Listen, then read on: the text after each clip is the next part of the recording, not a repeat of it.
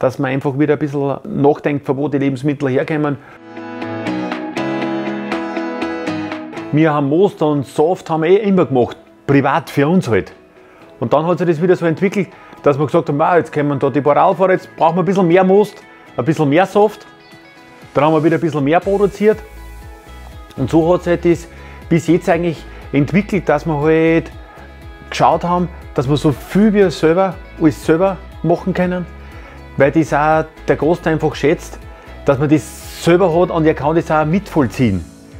Wo das produziert wird, man kann sich bei uns das im Herbst, wenn die Obstverarbeitung da läuft, kann man sich das anschauen, wie das verarbeitet wird, was für eine Früchte was verarbeitet werden.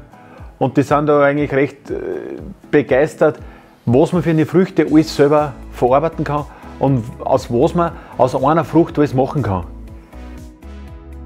Und das hat schon das Corona auch ein bisschen gemacht, das Umdenken, ein bisschen runternehmen wieder, zurücknehmen, dass man einfach wieder ein bisschen nachdenkt, von wo die Lebensmittel herkommen, wo produzieren wir es.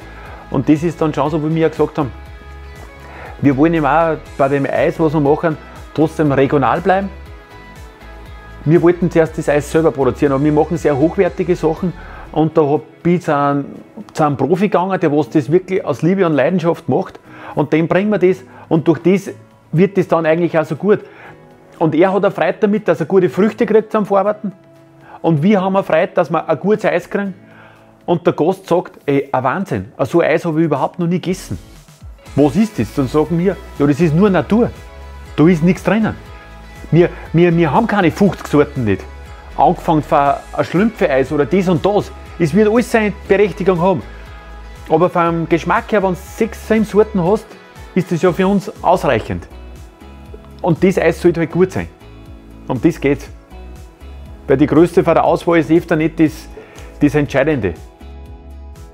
Es ist so wie bei den einfachen Produkten, was man jetzt den Bauernkropfen gemacht hat. Man braucht nicht viele Zutaten.